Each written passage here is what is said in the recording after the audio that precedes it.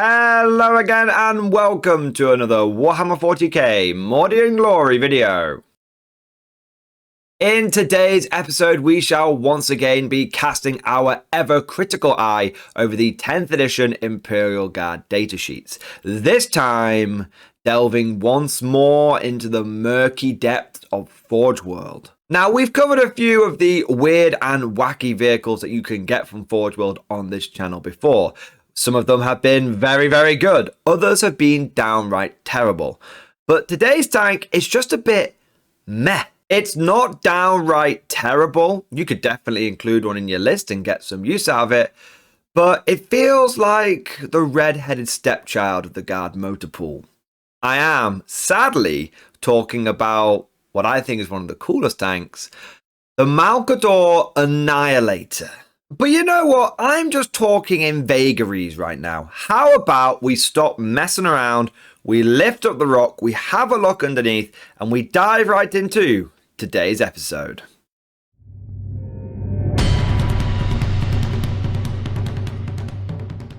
As is tradition, we shall begin with a brief overview of what the hell the Malcador Annihilator actually is. To put it simply, it's a common variation of the Malcador battle tank. Instead of having a Malcador battle cannon, it instead has twin las cannon in the turret. Now, the Malcador itself is an older Guard vehicle. It's been superseded by the Leman Russ. And the Leman Russ has been around for a long time, since the Horus Heresy, so it gives you an idea of how obsolete this thing is. But to the Imperium, an armoured vehicle is an armoured vehicle, and so Malcadors, even though they should be considered second or third line units, do keep getting pushed into service, and it's not uncommon to see them on the battlefields of the 41st millennium. Well, at least that's how it is in the fluff, but what about the crunch? What is the Malcador, and specifically the Annihilator, like on the tabletop? Let's begin by taking a look at that stat line. It's got a movement value of 10 inches, which is totally okay. It's the same as the vast majority of Guard vehicles in the fleet, so I have no problem with keeping up with its contemporaries. Chimeras, Leman Russes, they've all got movement value of 10. It's only the really speedy things like Tauruxes, which tend to have a 12-inch move.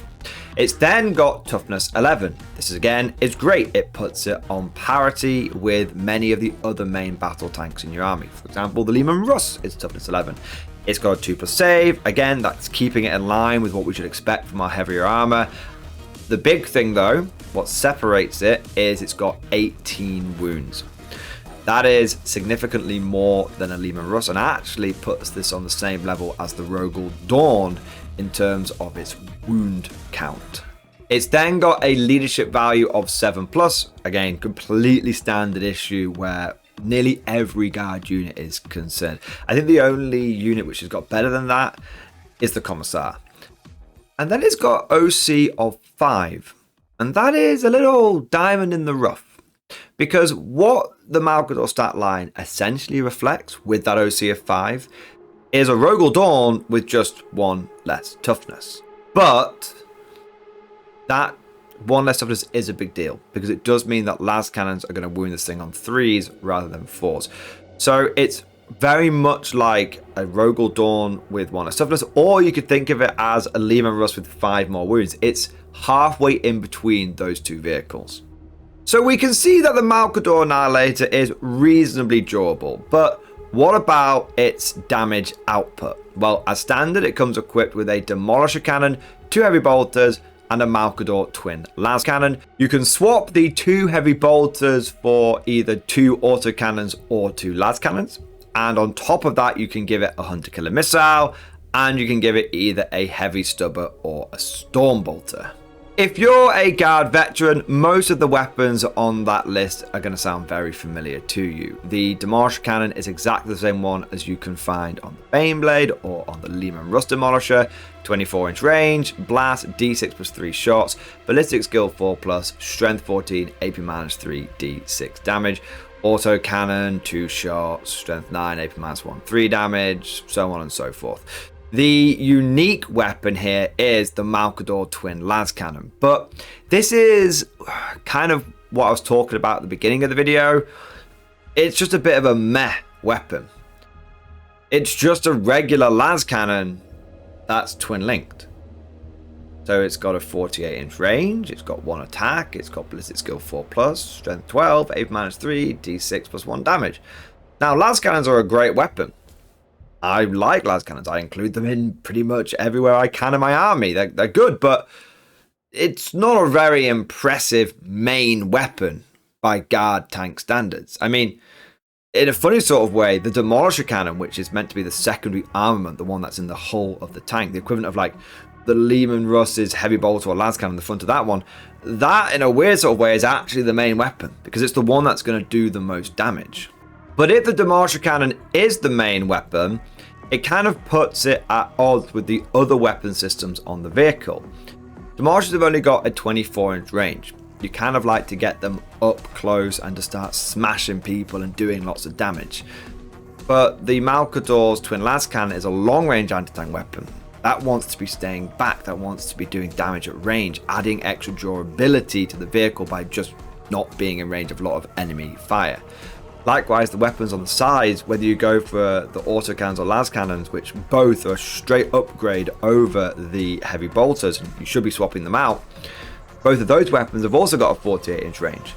So you've got one gun on the tank which has got a very short range and wants to be getting up there, and every other gun on the vehicle is wanting to stay back and do damage from afar. Small side note here, you don't get the same problem, you don't get the same dilemma with, let's say, a Lehman Russ Demolisher, because that vehicle can very much be spec'd towards being a close range bully, a bruiser tank, because you can put the Demolisher on top and then you can put triple heavy flamer on it, or the Demolisher on top, a flamer on the front, and then 2 multi-melters on it.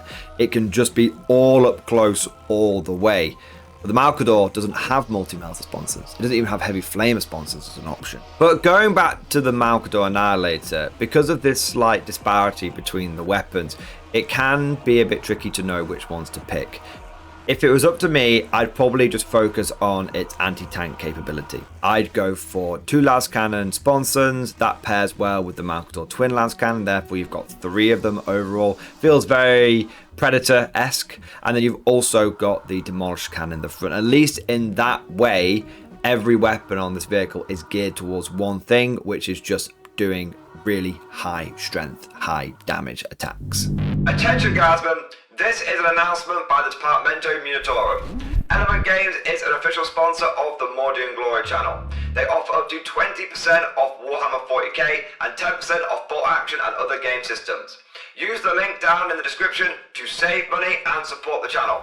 Anyone not using the link will be referred to the local commissariat. Also, don't forget that if you use referral code TIM3921, then you will receive double store credit, saving even more money on your future purchases. That's all for now. Fallout! That covers the weapon systems of the Annihilator, but what about its abilities? And it's got one half decent one. Battlefield Dominance. Ranged weapons equipped by this model have the Ignores Cover ability while targeting an enemy unit within half range. Now for those las cannons we've stacked on it, that's a good ability.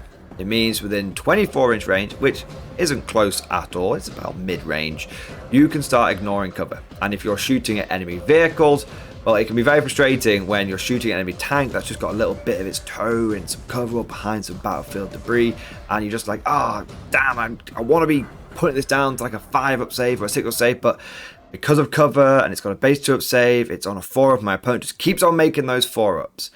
Well, the Malcador Annihilator just goes, haha, I don't care about that bit of intervening battlefield debris, and it just starts slamming those las cannons through. Unfortunately, the previously mentioned dilemma rears its ugly head once again, because I don't think the Demolisher cannon will rarely benefit from this ability. You've got to get within a 12-inch range for the demo cannon to start ignoring cover, and if you're that close, there's a good chance that the enemy's going to be in a position to counterattack you and do some punishing damage back at your Annihilator. So from my perspective, I think if you get Battlefield Dominance off on Demolisher, maybe it's some part of a plan that you've got, maybe things have got a bit wrong, but I think it is a very useful ability on the las cannons. I could accept the decent stat line. I could accept the confusing weapon loadout and the half-baked ability if the Malcador Annihilator was reasonably priced. But sadly, it's not. This thing is going to set you back 270 points. That is far too expensive. Unfortunately, it didn't get a points cut along with a lot of other armor like the Rogel Dawn and the Lehman Russ. Comparing it to the Rogel Dawn, it's 10 points more expensive than a Rogel. The Rogel is just infinitely more powerful than this thing. But that might be a bit of an unfair comparison because the Rogel Dawn right now is a very, very, very competitively priced vehicle. But comparing it to a Lehman Russ, it is 70 points more than a Lehman Russ Demolisher. And if the main weapon is Demolisher, I might as well just take a Demolisher and save myself some points. Comparing it to other Forge World vehicle, it's 20 points more than the Malcador. The regularized Malcador, which comes with inbuilt Armor of Contempt, which is very, very spicy. Sadly, I think that the Lehman Russ Annihilator is an alright vehicle, but with a premium price. But you know what? All of this is just like my opinion, man. Let me know what you think down in the comment section below. Am I overlooking something here? Is the Annihilator a bit of a hidden gem, or is it going to spend some time on the shelf? If you've enjoyed today's video, don't forget to smash that like button and also subscribe to never miss an episode. Would you like to know more? If so, then please consider becoming a channel member or patron.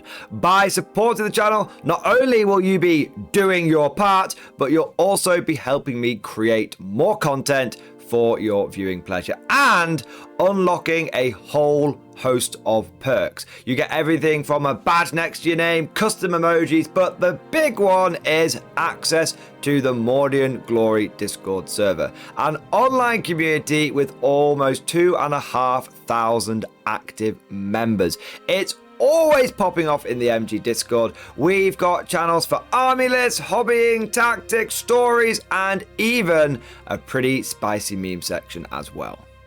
For all you greenhorns that wanted to see the Mordian Glory Hole, today is your lucky day.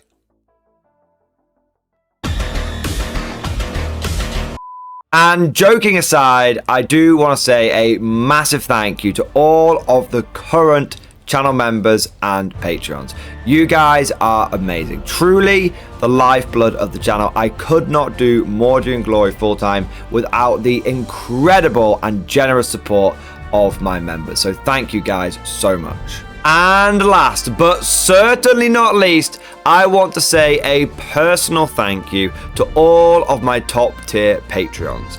These are the War Masters, the people who have truly gone above and beyond the Call of Duty. So a massive thank you to Bon Bon Vert, Mad Larkin, Mark Panconi, RJ Scorpion, Swordfish Trombone, John Stubbs, Nick Walsh, Diesel Fox, August Vardy, and the Tommies. Thank you guys, your incredible support makes a huge difference and it is a big part of how I'm able to do Mordian Glory full time. But that's all for now, thank you for watching and of course, as always, I'll see you guys next time.